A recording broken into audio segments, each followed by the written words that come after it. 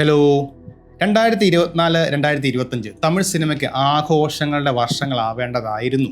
പകരം ബോക്സ് ഓഫീസിൽ ശ്മശാന മൂകതയായിരുന്നു. അതായത് ഇൻഡസ്ട്രിയിലെ ഏറ്റവും പ്രതീക്ഷയോടെ വന്ന സിനിമകൾ ഒന്നിനു പുറകെ ഒന്നായി വീണു.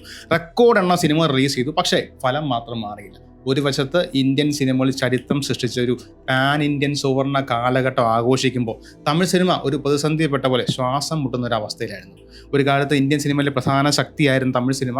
ഇന്നത്തെ വലിയ ബജറ്റ് പരാജയങ്ങൾ മുതൽ സൂപ്പർ താരങ്ങൾ സിനിമ വിട്ടു പോകുന്നവരെയുള്ള ഒരുപാട് വെല്ലുവിളികൾ നേടുകയാണ്. അപ്പോൾ ചോദ്യം ഇതാണ്: ഇതൊരു മോശം കാലഘട്ടം മാത്രമാണോ, അതോ തമിഴ് സിനിമയുടെ ഒരു വലിയ യുഗത്തിന്റെ അന്ത്യത്തിന്റെ തുടക്കമാണോ കാണുന്നത്? ഇപ്പോഴത്തെ ഈ വീഴ്ചയുടെ ആഴം മനസ്സിലാക്കണമെങ്കിൽ എന്താണ് നമുക്ക് നഷ്ടപ്പെടുത്തുന്നത് നമ്മൾ ആദ്യം മനസ്സിലാക്കണം. അതായത് തമിഴ് സിനിമ വെറും ഒരു വ്യവസായം മാത്രമല്ല, അതൊരു സംസ്കാരത്തിന്റെ അടിത്തറയാണ്.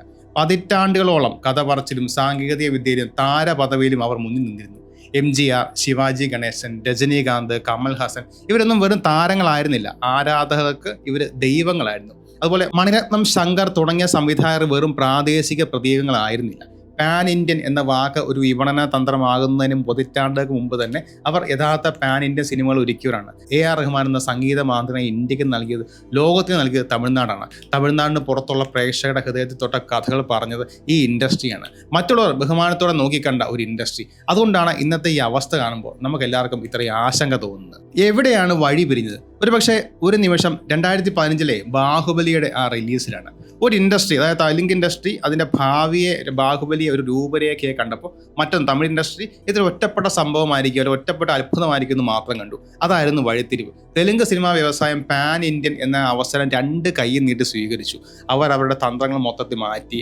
രാജ്യവ്യാപകമായ പ്രചരണം, ഭാഷയുടെയും സംസ്കാരത്തിൻ്റെയും അതിരുകൾ ഭേദിക്കുന്ന കഥകൾ, അവർ അത് മാത്രം ശ്രദ്ധ കേന്ദ്രീകരിച്ചു. ഫലം നമ്മുടെ മുന്നിൽ തന്നെ ഉണ്ട്. RRR, പുഷ്പ, കൽക്കി ഇവയെല്ലാം ഇന്ത്യ മുഴുവൻ തരംഗമായി മാറി. പുഷ്പ 2, കൽക്കി എന്നിവയൊക്കെ 2024 ബോക്സ് ഓഫീസ് തൂത്തുവാരിയ സിനിമകളാണ്. എന്നാൽ തമിഴ് സിനിമ പലപ്പോഴും സ്വന്തം വഴിയിലൂടെ മാത്രം സഞ്ചരിച്ചു.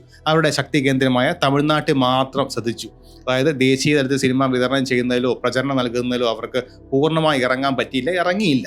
ചെന്നൈക്ക് പുറത്ത് പ്രചാരണ പരിപാടികൾ നടത്താത്തതും തമിഴ്നാട്ടിലൊക്കെ മാത്രം മനസ്സിലാകുന്ന തമാശകളും സൂചനയൊക്കെ ഉപയോഗിച്ച് വീണ്ടും വീണ്ടും തമിഴ് സിനിമ നിർമ്മിക്കുന്നതൊക്കെ ഒരുപാട് പേര് വിമർശിച്ചു. കാരണം ഇത് മറ്റുള്ള സംസ്ഥാനങ്ങളിലെ പ്രേക്ഷകരെ അകറ്റി.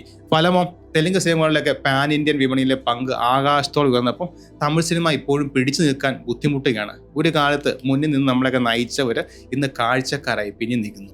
ഈ തന്ത്രത്തിലെ പിഴവ് വെറും ഒരു സിദ്ധാന്തമല്ല, അതൊരു ബോക്സ് ഓഫീസിലെ കണക്കുകൾ വ്യക്തമാണ്. 2024 ഏറ്റവും കൂടുതൽ വരുമാനം നേടിയ ഇന്ത്യൻ സിനിമകളുടെ പട്ടിക നോക്കിയാൽ മാത്രം മതി ഈ ഞെട്ടിക്കുന്ന സത്യം മനസ്സിലാക്കാൻ.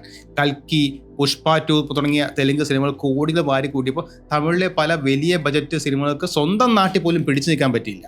2024 തമിഴ് സിനിമയിലെ ഇതിഹാസങ്ങൾക്ക്, അതായത് അവിടുത്തെ ഇതിഹാസ താരങ്ങൾക്ക് അക്ഷരാർത്ഥത്തിൽ ഒരു ദുരന്തത്തിന്റെ വർഷമായിരുന്നു. കമൽഹാസനെ നായനാക്കി ശങ്കർ സംവിധാനം ചെയ്ത ഇന്ത്യൻ 2 എന്ന സിനിമയെ ഒന്ന് ഓർത്തു നോക്കുക.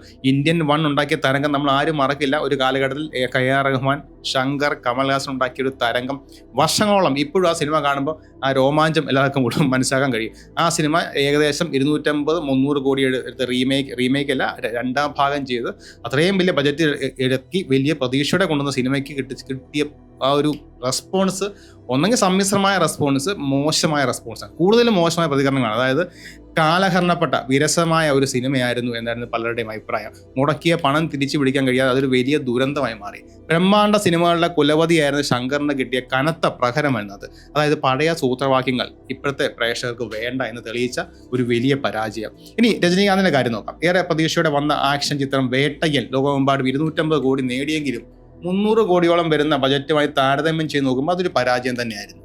തമിഴ് സിനിമയുടെ പ്രതിസന്ധിയുടെ യഥാർത്ഥ കാരണം ഒരുപക്ഷെ നേതൃത്വത്തിലെ ശൂന്യതയാണ്. അതായത് കോടികളുടെ ആദ്യ ദിന കളക്ഷൻ ഉറപ്പ് നൽകിയിരുന്ന സൂപ്പർ താരങ്ങൾ ഒന്നുകിൽ കളം മാറുന്നു, അല്ലെങ്കിൽ സ്ഥിരതയില്ലാത്ത വിജയങ്ങൾ നേരിടുന്നു. അതിൽ ഏറ്റവും വലിയ ഉദാഹരണം, ഏറ്റവും വലിയ മാറ്റം ദളപതി വിജയുടെ രാഷ്ട്രീയ പ്രവേശനമാണ്.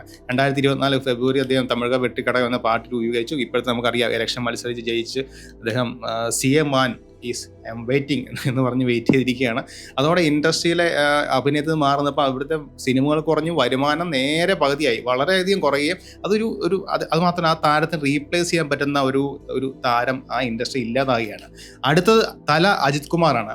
അദ്ദേഹത്തിന് വലിയൊരു ആരാധക വൃന്ദമുണ്ട്. പക്ഷേ അദ്ദേഹത്തിൻ്റെ ശ്രദ്ധ ഈ സിനിമയിൽ നിന്നൊക്കെ മാറി പ്രൊഫഷണൽ മോട്ടോർ സ്പോർട്സിലേക്ക് തിരിയിരിക്കുന്നു. അദ്ദേഹം സ്വന്തം റേസിംഗ് ടീമുമായി അന്താരാഷ്ട്ര മത്സരങ്ങളിൽ സജീവമായി പങ്കെടുക്കുന്നു, പോഡിയം ഫിനിഷുകൾ നേടുന്നു. ആ കായിക വിനോദത്തോട് അദ്ദേഹത്തിൻ്റെ പാഷൻ വലിയ വാർത്തയൊക്കെയായിരുന്നു. സ്വാഭാവികമായും ഇത് സിനിമകളുടെ എണ്ണം കുറയാൻ വലിയ കാരണമായി. വിജയ് രാഷ്ട്രീയത്തിലേക്കും അജിത്ത് റേസിലേക്കും മാറുമ്പോൾ, ശ്രദ്ധ കേന്ദ്രീകരിക്കുമ്പോൾ മുഴുവൻ സമ്മർദ്ദവും വരുന്ന ഇതിഹാസങ്ങളായ രജനീകാന്തിൻ്റെയും കമലഹാസൻ്റെയും തോളിലാണ്. അവരിപ്പോഴും ഐക്കണിക് ആൾക്കാർ, പ്രതീകങ്ങളാണ്.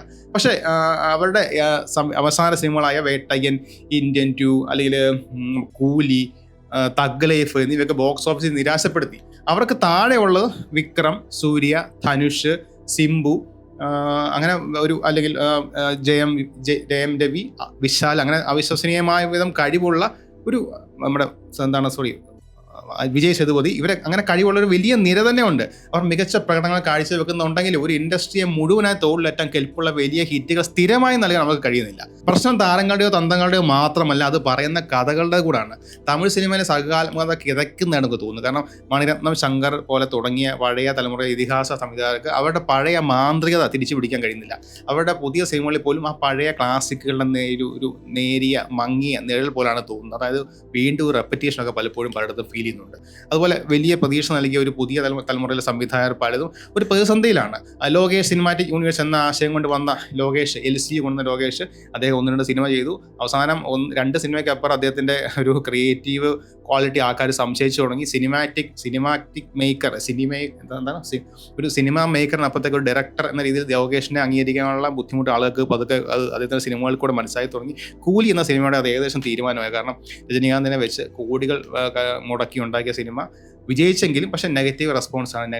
ഓൾ ഓവർ എല്ലാവരുടെയും അഭിപ്രായത്തിൽ എല്ലാവരും അതിനെക്കുറിച്ച് കുറ്റം പറഞ്ഞത്. കാരണം നല്ലൊരു സ്റ്റാറിനെ കൈ കിട്ടിയിട്ട് യൂസ് ചെയ്തില്ല, കൃത്യമായ ഒരു സ്റ്റോറി ലൈൻ ഇല്ല, കുറേ ക്യാമിയോ കൊണ്ടുവന്നതിനൊന്നും ഒരർത്ഥമില്ല, വളരെ വീക്കായ എസ്റ്റിറ്റാണ് എന്നൊക്കെയുള്ളൊരു അങ്ങനെ നമ്മൾ തമിഴ്നാട്ടിൽ അടുത്ത ലെവലിൽ നിന്ന് കരുതിയിരുന്ന പല ജൂനിയർ ഡയറക്ടേഴ്സൊക്കെ ഇങ്ങനത്തെ പല ട്രാപ്പുകളിലും പെട്ട് ഔട്ടായിക്കൊണ്ടിരിക്കുകയാണ്. അല്ലെങ്കിൽ ഇപ്പം ഒരു നല്ലൊരു സിനിമയായിട്ട് പ്രൂവ് ചെയ്യാൻ കഴിയാത്ത അവസ്ഥയിൽ മാറിക്കൊണ്ടിരിക്കുകയാണ്. അതുപോലെ ജവാൻ സംവിധാനം ചെയ്ത നമ്മുടെ അറ്റ്ലി, അദ്ദേഹം കുറച്ച് നാളായിട്ട് ബോളിവുഡ് തന്നെയാണ്. അടുത്ത സിനിമയും ബോളിവുഡിലാണെന്നാണ് പറയപ്പെടുന്നത്. നമ്മുടെ ബിഗിൽ അല്ലെങ്കിൽ തെരി, അത്തരം മനോഹരമായ തമിഴർക്ക് വേണ്ട രീതിയിലുള്ള പടങ്ങളൊക്കെ എടുത്ത് ഹിറ്റാക്കിയ വിജയൊക്കെ വേറെ ലെവലിലേക്ക് മാറ്റാൻ ഒത്തിരി സഹായിച്ച അറ്റ്ലി ഇപ്പം ബോളിവുഡ് തന്നെയാണ്. പിന്നെ നമ്മുടെ പഴയ സംവിധായകരായ പക്ഷേ ഗൗതം വാസുദേവനൊക്കെ എന്നോ ഒരു ധ്രുവനക്ഷത്രം എന്ന സിനിമയുടെ ഒരു കേസിലും അതിൻ്റെ ബന്ധപ്പെട്ട ഇഷ്യൂസിലും പെട്ട് അദ്ദേഹത്തിൻ്റെ ക്രിയേറ്റീവ് കരിയർ തന്നെ ഏകദേശം കൊളാപ്സ് കിടക്കുകയാണ്. ഇടയ്ക്ക് 1-2 സിനിമ എടുക്കുന്നു, പക്ഷേ അതൊന്നും അദ്ദേഹത്തിൻ്റെ പഴയ സിനിമയെ കമ്പയർ ചെയ്യാൻ പോലും പറ്റുന്ന ക്വാളിറ്റി ഇല്ല. നമുക്ക് വേണമെങ്കിൽ കണ്ടിരിക്കാന്നല്ലാതെ അത് ഇപ്പോൾ പൂർണ്ണമായ അഭിനയത്തിലേക്ക് ഈ കടങ്ങൾ വീട്ടാൻ വേണ്ടി ഇറങ്ങിക്കൊണ്ടിരിക്കുകയാണ്. ചുരുക്കി പറഞ്ഞാൽ തമിഴ് സിനിമ ഇങ്ങനെ മൊത്തത്തിൽ നമുക്ക് അറിയാവുന്ന ഒരു പ്രതിസന്ധിപ്പെട്ടിരിക്കുകയാണ്. പിന്നെ തമിഴ് സിനിമയെ പുതിയൊരു കാര്യങ്ങൾ പരീക്ഷിക്കാനും മറ്റുള്ളവരിൽ നിന്ന് പഠിക്കാനുള്ള മടിയുമൊക്കെ ഒരു സർഗാത്മക മുരടിപ്പിന് കാരണമാണ്. തെലുങ്ക് സിനിമ ലോകം മുഴുവൻ സ്വീകരിക്കുന്ന കഥകളെ പുണർന്നപ്പോൾ പല തമിഴ് സിനിമകൾ ഇപ്പോഴും ആരാധകരെ സന്തോഷിപ്പിക്കുന്നതിനും പ്രാദേശിക തമാശകളിലൊക്കെ കുടുങ്ങിക്കിടക്കുകയാണ്. കറണ്ട് പോയി, പവർ കട്ടില്ലാത്ത കേരളം. പക്ഷേ എല്ലാം തീർന്നു എന്ന് പറയാൻ വരട്ടെ, ഈ മോശം കാലഘട്ടത്തിലും പ്രതീക്ഷയുടെ ചില കിരണങ്ങളുണ്ട്. വലിയ താരങ്ങൾ പരാജയപ്പെട്ട വർഷത്തിൽ അവസരത്തിനൊത്ത് ഉയർന്ന് നമ്മുടെ പുതിയ തലമുറ മഹാനടന്മാരാണ്. 2024 ഏറ്റവും മികച്ച ഹിറ്റുകളിലൊന്ന് ഒരുപക്ഷെ ശിവകാർത്തികേയനും സായി പല്ലവിയും അഭിനയിച്ച അമരൻ എന്ന സിനിമയായിരുന്നു. ഹൃദയസ്പർശിയായ ഒരു സൈനികന്റെ ജീവിതം പറഞ്ഞ കഥ. അതിന്റെ ശക്തമായ പ്രകടനത്തെയും തിരക്കഥയൊക്കെ നിരൂപകർ വളരെ പ്രശംസിക്കുകയും അത് വമ്പൻ ഹിറ്റായി മാറുകയും ചെയ്യും. അതുപോലെ ലവർ, ഗരുഡൻ, മഹാരാജ തുടങ്ങിയ ചെറിയ ഉള്ളടക്കത്തിന് പ്രാധാന്യമുള്ള സിനിമകളും വലിയ വിജയങ്ങളായി മാറി. നല്ലൊരു കഥയുണ്ടെങ്കിൽ ഇന്നും പ്രേക്ഷക തിയേറ്ററിലേക്ക് വരുമെന്ന് അവർ തെളിയിച്ചു. 2025 ചെറിയ ബജറ്റ് സിനിമകൾ, അതായത് ഡ്യൂഡ്, ഡ്രാഗൺ എന്നിവയൊക്കെ വളരെയധികം വിജയങ്ങളായി, അപ്രതീക്ഷിത വിജയങ്ങളായി മാറി. തൊട്ടടുത്ത നമ്മുടെ മലയാളം ഇൻഡസ്ട്രിയിൽ ഏറ്റവും ഉദാഹരണമാണ്. കാരണം ചെറിയ ബജറ്റിൽ നമ്മൾ എടുക്കുന്ന സിനിമ ഇന്ത്യ മുഴുവൻ ആഘോഷിക്കുന്ന സിനിമയായി മാറിയാണ്. പാൻ ഇന്ത്യൻ വിജയം വരുന്ന ബ്രഹ്മാണ്ഡ സെറ്റുകളിൽ നിന്നല്ല, മറിച്ച് ശക്തമായ ഉള്ളടക്കത്തിൽ നിന്നാണ് നമ്മൾ ഓരോ തവണയും ഓരോ സിനിമയിൽ കൂടെ നമ്മൾ പ്രൂവ് ചെയ്തുകൊണ്ടിരിക്കുകയാണ്. തമിഴ് സിനിമ എന്നൊരു നിർണായകമായ വഴിത്തിരിവാണ്. അതിൻ്റെ മഹത്തായ ഭൂതകാലം ഒരു വശത്തുണ്ട്, പിന്നെ അതിൻ്റെ അനിശ്ചിതമായ ഒരു വർത്തമാനകാലം മറുവശത്ത്.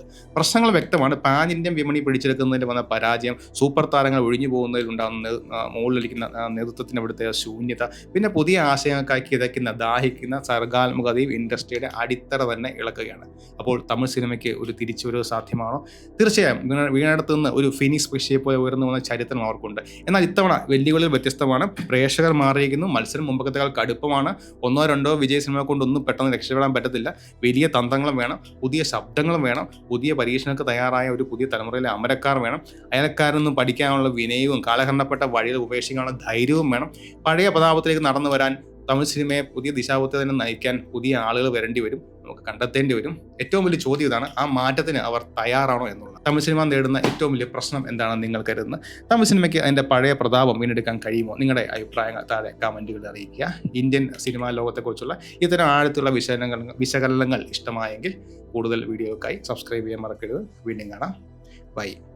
എന്തായാലും കറണ്ട് വരില്ല, പവർ കട്ടില്ലാത്ത മറ്റൊരു കേരളം.